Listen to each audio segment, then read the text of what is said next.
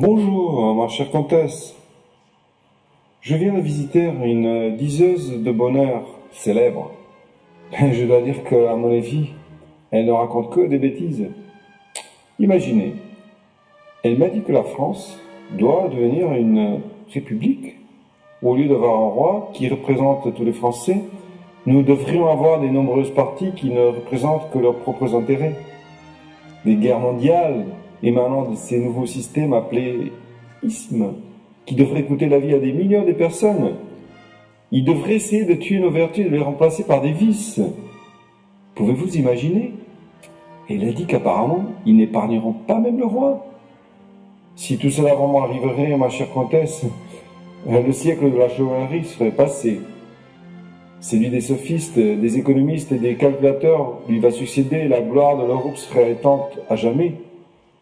Puis, jamais, non jamais nous ne reverrons cette généreuse loyauté envers le rang et envers le sexe, cette soumission fière, cette obéissance, cette subordination du cœur qui, dans la servitude même, conservait l'esprit d'une liberté exaltée.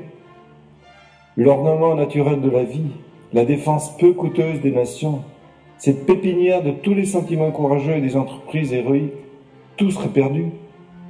Perdu serait cette sensibilité des principes, cette chasteté de l'honneur pour laquelle une tâche était une blessure, qui inspire le courage en adoucissant la férocité, qui ennoblisse tout ce qu'elle touche et qui, dans le vice lui-même, perd la moitié de son danger en lui faisant perdre toute sa grossièreté. Notre système, mélangé d'opinions et de sentiments, a son origine dans l'ancienne chevalerie et ce principe, quoique varie en apparence par l'état variable des choses humaines, a conservé son influence et a toujours existé pendant une longue suite de générations, même jusqu'au temps où nous vivons. S'il devait jamais totalement s'étendre, la perte, je le crains, serait énorme. C'est lui qui a donné son caractère à l'Europe moderne, c'est lui qui lui a donné son lustre dans toutes ses formes de gouvernement et l'a distingué à son avantage des empires de l'Asie et peut-être de ceux qui ont fleuri dans les périodes les plus brillantes de l'Antiquité. Vous savez, c'était ce même principe qui, sans confondre les rangs, produisait une noble égalité et parcourait tous les degrés de la vie sociale. C'était cette opinion qui abaissait en quelque façon les rois au niveau de leurs sujets et qui élevait les hommes privés à la hauteur de leurs princes. Sans force ou sans résistance, elle subjuguait la fierté de l'orgueil et celle du pouvoir. Elle obligeait les souverains à se soumettre au joug léger de l'estime sociale. Elle forçait l'autorité sévère à se soumettre à l'élégance et faisait qu'une domination supérieure aux lois était soumise aux manières.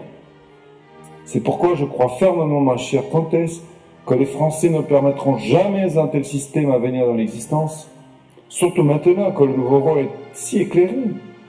Ces réformes vont propulser la France dans le nouveau siècle avec une grande force qui est à la fois spirituelle et juste.